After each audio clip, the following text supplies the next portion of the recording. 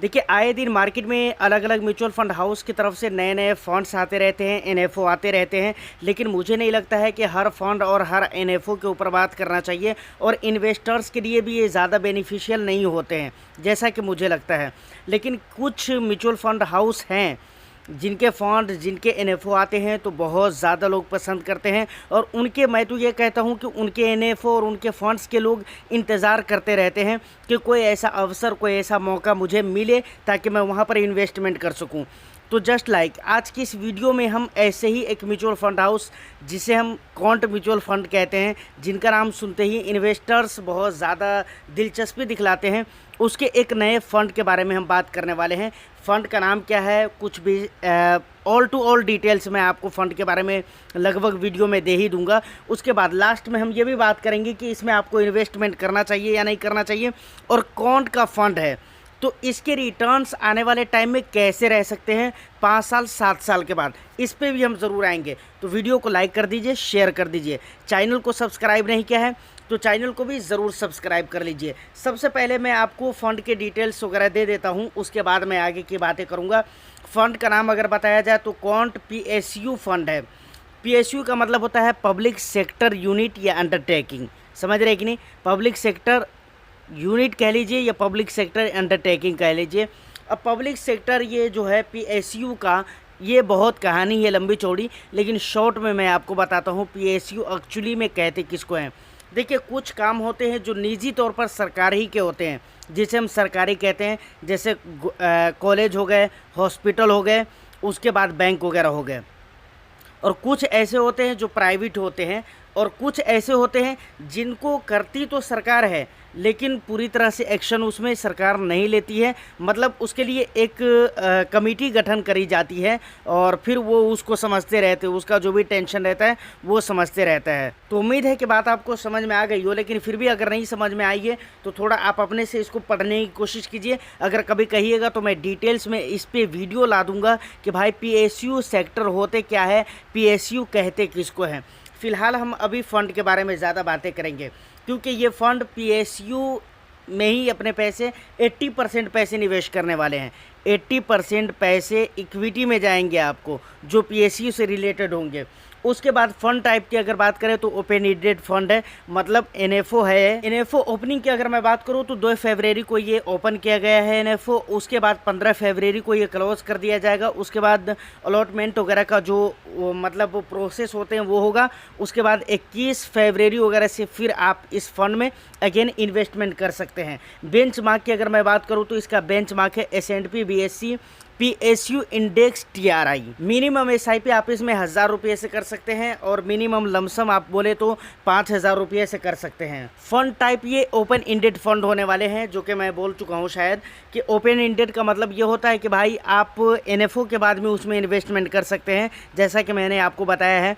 Close ended का मतलब ये होता है कि आप वहाँ पर एनएफओ के पीरियड में ही इन्वेस्टमेंट करते हैं। एनएफओ क्लोज हुआ तो इन्वेस्टमेंट क्लोज हो जाता है उसमें। अब फंड हाउस की तरफ से एक बात और भी कही गई है जो बताना मैं बहुत ही इंपॉर्टेंट समझता हूँ। यहाँ पर फंड हाउस की तरफ से कहा गया है वेरी हाई रिस्की कैटेगरी में आपके पैसे इन्वेस्टमेंट होने वाले हैं।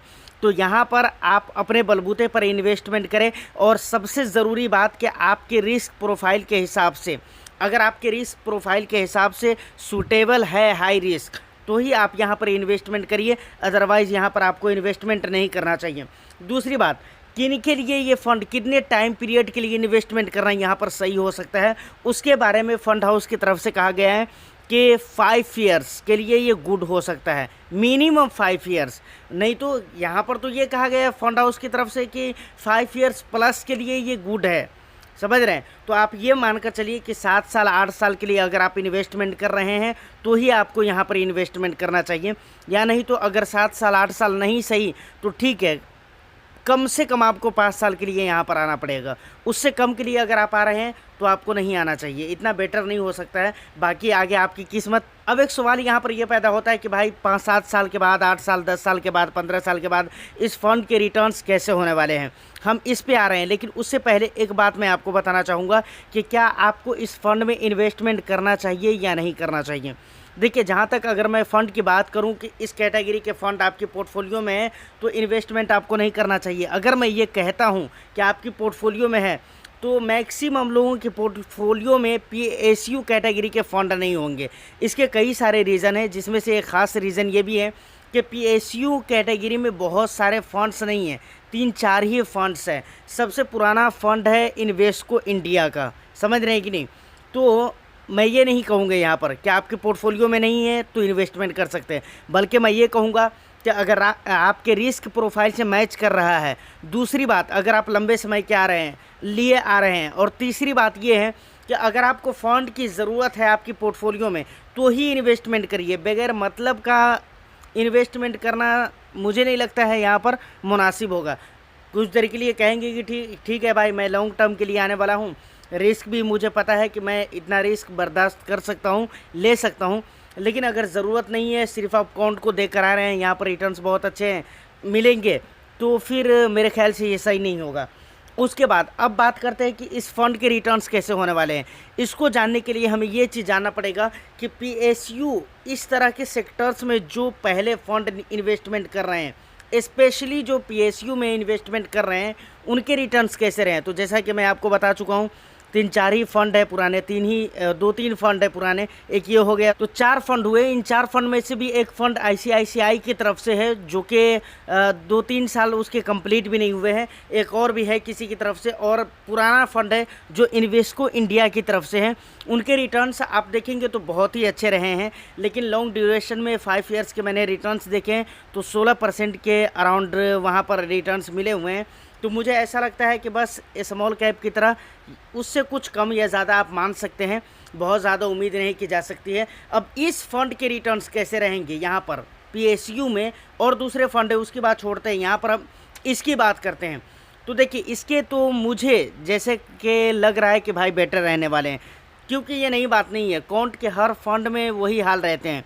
यहाँ पर हाई रिस्क हाई रिटर्न्स मिलेंगे, नो डाउट, क्योंकि अकाउंट के फंड में वही किया जाता है, चाहे वो स्मॉल कैप ले लीजिए या कोई और भी ले लीजिए, या फिर ये नया फंड निकला है इसका भी यही हाल रहने वाला है। देखिए, यहाँ पर मैं ये कहना चाह रहा हूँ कि अकाउंट्स की तरफ से जितने भी म्यूचुअल फंड्स लॉन्च किए गए हैं, उनके जितने भी स्कीम है, जितने भी फंड्स हैं, उन सारे फंड्स को आप उठाकर देखिए, कैटेगरी के हिसाब से अच्छे रिटर्न्स वहाँ पर देखने को मिलेंगे। और यही चीज़ यहाँ पर होने वाला है, कुछ खास कुछ नया नहीं होने वाला है। लेकिन हाँ, एक चीज़ तो तय है कि भाई रिटर्न्स अच्छे मिलेंगे, ये तो मैं बोल ही रहा हूँ किस टाइम से। तो मुझे लगता है कि जो भी ज़रूरी और इम्पोर्टेंट चीज़ें थी उसकी जानकारी मैंने आपको दे दी है। मेरी तरफ से कोई ऐसा एडवाइस नहीं है या सजेशन नहीं है कि आप इसमें इन्वेस्टमेंट करिए या नहीं करिए, या आपके रिस्क प्रोफाइल पे डिपेंड करता है या आपके ऊपर डिपेंड करता है।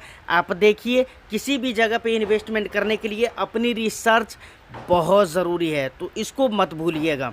फ़िलहाल आज की इस वीडियो में इतना ही। उम्मीद करता हूँ कि वीडियो आपको अच्छी लगी हो, तो लाइक कर दीजिए ना, शेयर कर दीजिए। चैनल को नहीं सब्सक्राइब किया है तो चैनल को भी ज़रूर सब्सक्राइब कर लीजिए। मैं फिर मिलता हूँ किसी नेक्स्ट वीडियो में, जब तक के लिए all the best. Thank you for watching.